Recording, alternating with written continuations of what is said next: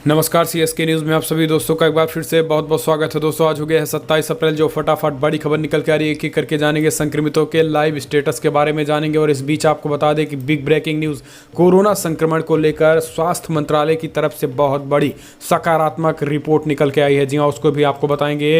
इस बीच आपको बता दें कि मौलाना शाद को लेकर भी बड़ी खबर आज क्राइम ब्रांच के सामने पेश होने वाला है, उसके बारे में बताएंगे। इस बीच आपको बता दें कि पाकिस्तान से भी कुछ एक बड़ी खबर निकल के आ रही है। दुनिया भर के सामने हाथ फैलाया है पाकिस्तान, लेकिन नहीं मिला $1 कहीं से भी। जी हाँ, उसके बारे में बताएंगे। इस बीच आपको बता दें कि कानपुर से भी निकल के आ रही मेडिकल स्टाफ के साथ मारपीट की गई है जमातियों के द्वारा। जी हाँ, गाली गलौज भी किया गया, वो भी आपको बताएंगे। सब कुछ खबरें दुनिया भर से जानेंगे, जहाँ पर दुनिया भर में कितनी तारीख को कोरोना वायरस खत्म हो जाएगा। जी हाँ, इतनी तारीख तक बड़ी रिपोर्ट सामने निकल के आई है कि इस साल के इतनी तारीख, इस महीने में पूरी तरीके से कोरोना खत्म हो जाएगा, वो भी आपको बताएंगे। सबसे बड़ी खबर, आरएसएस ने बड़ा ऐलान कर दिया। जी हाँ, मोहन भागवत ने बहुत बड़ा ऐलान किया, मुस्लिमों को लेकर भी बड़ी बताई, 130 करोड़ लोगों को लेकर बड़ी बातें कही हैं, वो भी हम आपको बताएंगे किस तरीके से बड़ी खबर निकल के आ रही है। दुनिया भर के लाइव स्टेटस जानेंगे, लेकिन उससे पहले छोटा सा निवेदन, अगर आपने चैनल को अभी तक सब्सक्राइब नहीं किया तो प्लीज़ सब्सक्राइब के लाल बटन दबाकर चैनल को अभी सब्सक्राइब करें। और अगर आप भी मानते हैं कि पीएम मोदी के नेतृत्व में ये देश कोरोना को हराएगा तो इस वीडियो को दिल से लाइक करके अपना समर्थन दर्ज करें। पहली बड़ी खबर निकल के आपको बता दें कि देश भर में संक्रमितों का आंकड़ा हुआ 27,000 को पार। जी अब तक 27,886 मामले सामने आ चुके। पिछले 24 घंटे में 1603 मामले सामने आए हैं, जबकि 880 लोगों की अब तक मौत हो चुकी है। महाराष्ट्र की बात करें तो 440 मामले सामने आए, जहां पर 8,068 मामले टोटल हो चुके हैं, जबकि गुजरात में 230 मामले कल सामने आए, टोटल 3301 हो चुके हैं। दिल्ली में भी 293 मामले सामने आए, टोटल 2918 मामले हो चुके हैं। राजस्थान में कल 102 मामले सामने आए, टोटल 2185 मामले हो चुके हैं। मध्य प्रदेश में भी 145 मामले सामने आए, टोटल 2090 मामले हो चुके हैं। तमिलनाडु में कल 64 मामले सामने आए, टोटल 1885 हो चुके हैं, जबकि उत्तर प्रदेश में भी 80 मामले सामने आए, टोटल 1873 हो चुके हैं। आंध्र प्रदेश में 181 मामले सामने आए, टोटल 1097, जबकि तेलंगाना में 11 मामले सामने आए, टोटल 1001 मामले हो चुके हैं।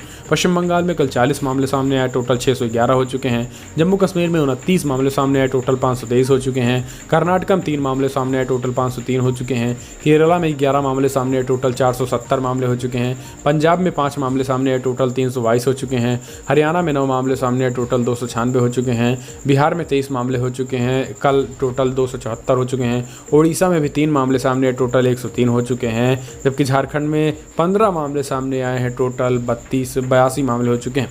उत्तराखंड में भी 2 मामले सामने आए, टोटल 50 पहुंच चुके हैं। चंडीगढ़ में 8 मामले सामने आए, टोटल 36 हो चुके हैं। तो ये है राज्य दर राज्य आंकड़े। फिलहाल छत्तीसगढ़ में 37 ही हैं, हिमाचल प्रदेश में 40 ही हैं, असम में 36 मामले ही निकल के आ रहे हैं। फिलहाल चलते हैं अगली बड़ी खबर लेते हैं। आपको बता दें कि देश में कोरोना नियंत्रण पर सकारात्मक परिणाम, बेहतर हो रही है स्थिति, स्वास्थ्य मंत्रालय का बड़ा ऐलान। जी हाँ, केंद्रीय स्वास्थ्य मंत्री डॉक्टर हर्षवर्धन ने रविवार को कहा है कि देश में कोरोना वायरस की वजह से बनी स्थिति में धीरे धीरे सुधार हो रहा है। इनमें कहा गया है कि कोरोना वायरस को लेकर हॉटस्पॉट जो बनाए गए थे जिले में, अब नॉन हॉटस्पॉट जिले बन रहे हैं, यानी ऐसे स्थानों पर संक्रमण पर काबू पाने में सफलता मिल चुकी है।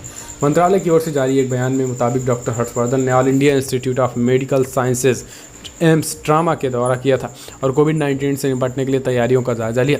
इस दौरान उन्होंने वीडियो कॉलिंग के माध्यम से कुछ लोगों को कोरोना पॉजिटिव मरीजों से भी बातचीत की। केंद्रीय स्वास्थ्य मंत्री ने मरीजों से बात करते हुए के दौरान बताया कि एम्स से मिल रही सुविधाओं के बारे में भी जानकारी ली गई और सुझाव भी मांगे गए, जिससे ज़रूरी व्यवस्थाएं उपलब्ध कराई गई। मंत्रालय की ओर से जारी बयान में कहा गया है कि मरीजों की ओर से वीडियो कॉलिंग को रोबोट्स ने नियंत्रित किया गया था। तो इस तरीके से स्पष्ट तरीके से बातें बताई। फिलहाल चलते हैं अगली बड़ी खबर लेते हैं, जहां पर आपको बता दें कि मौलाना शाद की कोरोना रिपोर्ट आई निगेटिव, क्राइम ब्रांच के सामने आज होंगे पेश। जी हाँ, देश में कोरोना वायरस का संक्रमण तेजी से फैला। तबलीगी जमात के कई लोग भी कोरोना वायरस से संक्रमित पाए जा चुके हैं। वहीं दिल्ली की निज़ामुद्दीन स्थित तबलीगी जमात के मुखिया मौलाना शाद की कोरोना रिपोर्ट नेगेटिव आई है। इसके साथ ही मौलाना साद क्राइम ब्रांच के सामने आज पेश होंगे। मौलाना साद के वकील के मुताबिक मौलाना साद की कोरोना वायरस की जांच से रिपोर्ट नेगेटिव आ चुकी है। दिल्ली पुलिस की क्राइम ब्रांच के कहने पर साद का कोरोना टेस्ट करवाया गया था। वहीं मौलाना साद कल यानी आज क्राइम ब्रांच के सामने पेश होगा। फिलहाल देखने की बात होती है कि क्या क्या बातें बताता है। जैसे कुछ अपडेट निकलती है हम आपको वो बताएंगे। फिलहाल चलते हैं अगली बड़ी खबर, कोरोना वायरस। पाक पीएम इमरान ने दुनिया भर में फैलाया हाथ, लेकिन चारों तरफ मिली मायूसी, नहीं मिला $1 कहीं से। जी हाँ, आतंकियों को शरण देने के लिए बदनाम पाकिस्तान की कोरोना संकट में कोई भी देश आर्थिक मदद नहीं करना चाहते हैं। पीएम इमरान खान के दावे तो इसी ओर इशारा कर रहे हैं। इन्होंने कहा है कि इस संकट में ना तो किसी देश और ना ही किसी वैश्विक संगठन ने पाकिस्तान को $1 की भी मदद की है। ध्यान रहे कि पाकिस्तान जर्जर अर्थव्यवस्था वाले उन देशों में शामिल है जिन पर कोरोना महामारी की दोहरी मार पड़ी है और पड़ोसी देश वालों से ही IMF और वैश्विक बैंक के कर्जों के किसी तरीके से अपनी इकॉनमी चला रहा है। लेकिन अब कोरोना ने उसकी कमर तोड़ डाली है और अब पूरी दुनिया में हाथ फैलाए इमरान खान को $1 भी कहीं नहीं मिल रहा है। फिलहाल चलते हैं अगली बड़ी खबर। महाराष्ट्र ने 6 राज्यों से की है अपने 3.5 लाख प्रवासियों को वापस ले जाने की अपील।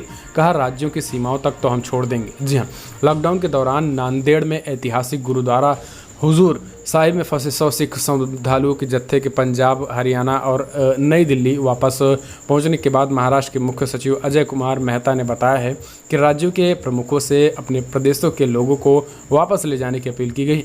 महाराष्ट्र में फिलहाल उत्तर प्रदेश, बिहार, राजस्थान, मध्य प्रदेश, गुजरात और छत्तीसगढ़ के 3.5 लाख प्रवासी फंसे हुए हैं। मेहता ने कहा है कि महाराष्ट्र सरकार दूसरे राज्यों के लोगों को उनके राज्यों के बॉर्डर तक छोड़ने के लिए तैयार है। शनिवार को हरियाणा और हिमाचल प्रदेश की सरकारों ने कश्मीरी कामगारों और उत्तर प्रदेश के लोगों को अपने राज्यों में वापस भेजा है। पंजाब, हरियाणा, दिल्ली के कुल 38 श्रद्धालु लॉकडाउन घोषित होने के एक दिन पहले 23 मार्च को नांदेड़ आए हुए थे और यहीं फंस गए थे। 3300 किलोमीटर का फासला तय करेंगी जो बसें, उनमें से 80 बसें भी भेजी जा चुके हैं। इसके साथ ही महाराष्ट्र ने यह भी ऐलान किया है कि हम राज्यों के सीमाओं तक छोड़ देंगे, उसके बाद वहां से सीमाओं से राज्य अपने अपने राज्यों तक ले जा सकती हैं। फिलहाल चलते हैं अगली बड़ी खबर। कानपुर हैलट अस्पताल के मेडिकल स्टाफ से मारपीट कर रहे जमाती, गाली गलौज का भी आरोप। जी हाँ, आपको बता दें कि उत्तर प्रदेश के कानपुर स्थित हैलट अस्पताल में तबलीगी जमात से जुड़े लोगों ने अस्पताल स्टाफ से बदसलूकी और मारपीट की है। अस्पताल प्रशासन ने आरोप लगाया है कि जमाती लगातार स्टाफ के साथ बदतमीजी कर रहे हैं, स्वास्थ्यकर्मियों से मारपीट कर रहे हैं, इसके साथ ही स्टाफ का सहयोग नहीं कर रहे हैं। हैलट कॉलेज के प्रिंसिपल आरती लाखचंदानी ने आज तक से बातचीत में बताया है कि जमाती लगातार स्टाफ के साथ अभद्र व्यवहार कर रहे हैं। हैलट अस्पताल में जमात और उससे जुड़े 70 से ज़्यादा मरीज का इलाज चल रहा है। कई जमाती अस्पताल से ठीक होकर डिस्चार्ज भी हो गए हैं, लेकिन इस तरीके से दुर्घटना दुर्भाग्यपूर्ण है जिस तरीके से घटना निकल के आ रही है। आपको बता दें कि जमातियों के लिए दिल्ली में जो हॉस्पिटल्स बने हैं उनमें सेनाओं की तैनाती की गई है। यही कारण है कि जहाँ पे 900 से 1000 जमाती दिल्ली में हैं उस हॉस्पिटल में सेना की तैनाती की गई है। फिलहाल चलते हैं अगली बड़ी खबर। रमजान में मुस्लिम संगठन ने महाराष्ट्र की उद्धव सरकार से मांगी आर्थिक मदद तो BHP ने मारा ताना। जी हाँ, आपको बता दें कि अब जिस तरीके से ये चल रहा है रमज़ान का महीना, इसको लेकर विश्व हिंदू परिषद ने उद्धव सरकार पर हमला बोला है। दरअसल रमज़ान के दौरान समुदाय ने, मुस्लिम समुदाय ने खास करके महाराष्ट्र की उद्धव सरकार से आर्थिक मदद मांगी। मौलाना आज़ाद अल्पसंख्यक आर्थिक विकास महामंडल के प्रमुख हाजी हैदर आज़ाद आज़म के पत्र को लेकर सवाल किया और पूछा कि कितनी राशि अभी तक स्वीकृति की गई है। आखिर अगर स्वीकृति की गई है तो क्या हिंदुओं के धार्मिक कार्यों के लिए भी क्या किसी तरीके से स्वीकृति की जा रही है या फिर महाराष्ट्र में केवल साधुओं संतों की पीट कर हत्याएं ही हो रही। इस पर विश्व हिंदू परिषद ने सवाल खड़े किए हैं। फिलहाल चलते हैं अगली बड़ी खबर। यूपी KGMU में भी शुरू हुआ प्लाज्मा से कोरोना का इलाज। जी हाँ, आपको बता दें कि यूपी में भी दिल्ली के जिस तरीके से दिल्ली में 19 लोग प्लाज्मा थेरेपी के जरिए ठीक हो चुके हैं और यूपी में भी योगी सरकार ने स्पष्ट निर्देश दिए कि प्लाज्मा थेरेपी अपना शुरू कर दिया जाए और इसी को देखते हुए KGMU ने भी प्लाज्मा थेरेपी का इलाज शुरू कर दिया गया है। आपको बता दें कि दिल्ली में 19 लोग प्लाज्मा थेरेपी के जरिए ठीक होकर घर जा चुके हैं। फिलहाल चलते हैं अगली बड़ी खबर। 8 दिसंबर तक पूरी दुनिया में खत्म हो जाएगा कोरोना वायरस। जी हाँ, चीन के वुहान शहर से शुरू हुआ कोरोना वायरस आज वैश्विक महामारी का रूप ले चुका है। इस वक्त पूरी दुनिया के लगभग 200 से ज़्यादा देशों में 2 लाख से ज़्यादा लोगों की मौत हो चुकी है, जबकि लगभग 30 लाख से ज़्यादा लोग संक्रमित हो चुके हैं। लेकिन इस बीच बड़ी रिपोर्ट सामने निकल के आई है। जी हाँ, ये अध्ययन ISIR मॉडल के तहत किया गया है। इसमें महामारी के जीवन चक्र से लेकर इसके खत्म होने तक अनुमान लगाया गया है। कोरोना के खत्म होने की भविष्यवाणी अभी भी एक विचित्र देशों में कोरोना के बढ़ते घटते क्रम के आधार पर की गई है।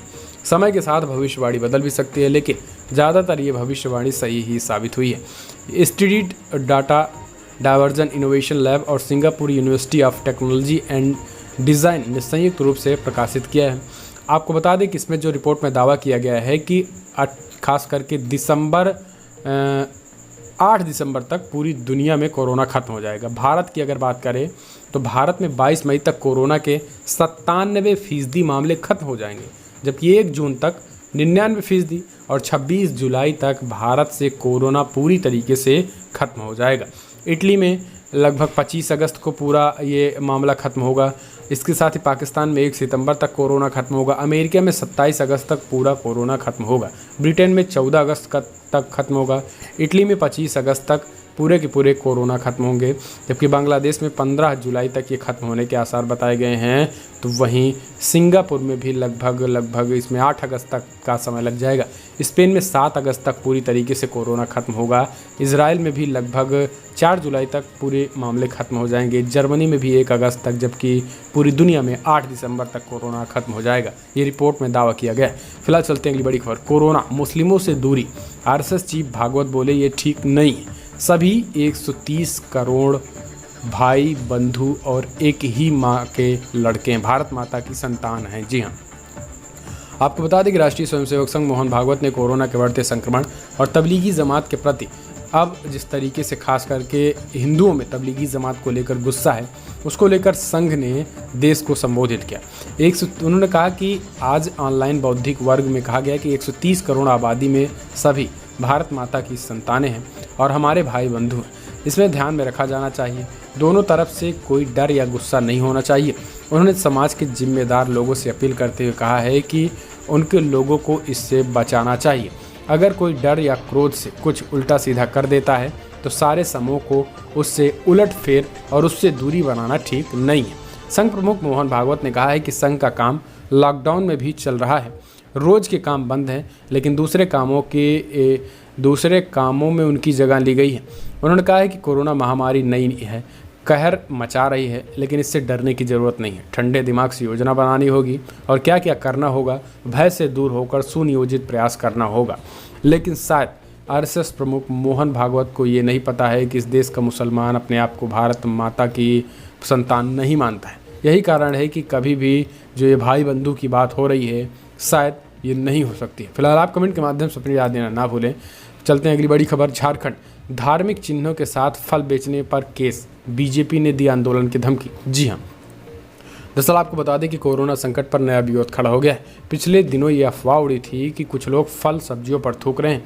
इसका नतीजा ये हुआ कि कुछ फल वाले खुद को हिंदू बताने के साथ ही धार्मिक चिन्हों का इस्तेमाल करने लगे। झारखंड में भी एक फल वाले ने ऐसा किया। अब धार्मिक द्वेष फैलाने के आरोप में पुलिस ने उनके खिलाफ मामला दर्ज कर लिया। झारखंड बीजेपी ने अब इसका विरोध शुरू किया है और केस न वापस लेने पर आंदोलन की भी बात कही। दरअसल इसमें विश्व हिंदू परिषद की अनुमोदित हिंदू फल दुकान लिखा गया, जिसमें उदय सिंह का नाम लिखा गया है और इन्हीं पर केस दर्ज किया गया है। जिसके बाद बीजेपी ने कहा है कि ऐसा कई दुकानों में भी लिखा गया है। क्या केवल यही कार्रवाई होगी या चारों तरफ कार्रवाई हो रही, इसको लेकर आंदोलन की भी धमकी दी गई है। फिलहाल चलते हैं अगली बड़ी खबर, आज प्रधानमंत्री मोदी कई राज्यों के मुख्यमंत्रियों से बात करेंगे लॉकडाउन की चर्चा। जी हाँ, दरअसल आज प्रधानमंत्री नरेंद्र मोदी लॉकडाउन को लेकर कई राज्यों के मुख्यमंत्रियों से चर्चा करेंगे। इसमें माना जा रहा है कि लॉकडाउन को बढ़ाने को लेकर भी विचार किया जा सकता है। फिलहाल चलते हैं अगली बड़ी खबर, कानपुर में पतंगबाजी पर रोक। राज्य में कोरोना के 402 हॉटस्पॉट, लॉकडाउन का उल्लंघन करने पर अब तक 32,000 वाहन सीज कर दिए गए। जी हाँ, यूपी में आपको बता दें कि कोरोना वायरस के कहर को देखते हुए कानपुर के डीएम ने बड़ा फैसला किया है। दरअसल कानपुर के डीएम ने कहा है कि अब अगर पतंगबाजी, खास करके शहरों में पतंगबाजी हुई तो ठीक नहीं होगा। ऐसे लोगों के खिलाफ केस दर्ज किया जाएगा।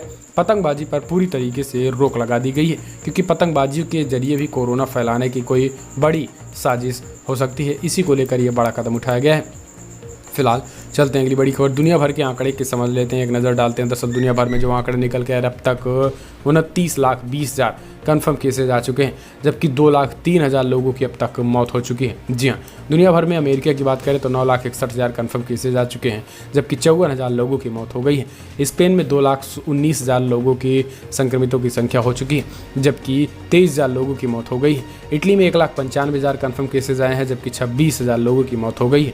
जर्मनी में 1,56,000 कन्फर्म केसेज आए, जबकि 58,000 लोगों की मौत हो गई है। यूनाइटेड किंगडम में 1,52,000 मामले सामने आए, जबकि 20,000 लोगों की मौत हो गई है। फ्रांस में 1,24,000 कन्फर्म केसेज आए, जबकि 22,000 लोगों की मौत हो गई है।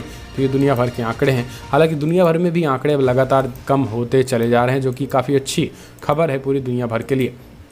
फिलहाल चलते हैं अगली बड़ी खबर लेते हैं। आपको बता दें कि बिग ब्रेकिंग न्यूज़ निकल के आ रही है, जहां पर तबलीगियों पर ट्वीट से ब्लॉक हुए अनंत हेगड़े।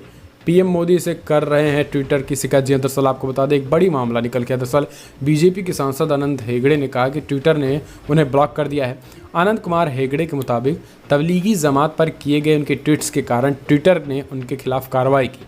हेगड़े ने ट्विटर के इस रुख को भारत विरोधी बताया है। उन्होंने प्रधानमंत्री मोदी को चिट्ठी लिखकर ट्विटर के खिलाफ जांच की मांग कर डाली है। दरअसल ट्विटर का खास करके हिंदू विरोधी अभियान इसके पहले भी देखा गया था, जब खास करके रंगोली चंदेल ने जमातियों को लेकर टिप्पणी की थी तो उनके ट्विटर अकाउंट को सस्पेंड कर दिया गया था। ऐसे कई कार्रवाई देखने को मिले हैं। ट्विटर के खिलाफ भी अब मुहिम शुरू हो गई है। फिलहाल चलते हैं बड़ी खबरों में इतना ही, लेकिन अगर आपको वीडियो पसंद आए तो लाइक करें, शेयर करें। दिल्ली में सीआरपीएफ के 15 जवान कोरोना पॉजिटिव पाए गए हैं। एक ही बटालियन में अब तक 24 संक्रमित के मामले सामने आए थे। काफ़ी ये भी दुखद की खबर थी। हालांकि तेज़ी से सेना के लोग काफ़ी तेज़ी से रिकवर भी होते हैं। फिलहाल बड़ी खबरों में इतना ही, लेकिन अगर आपको वीडियो पसंद आए तो लाइक करें, शेयर करें, कमेंट के माध्यम से अपनी राय देना ना भूलें। फिलहाल इस वीडियो में इतना ही। जय हिंद।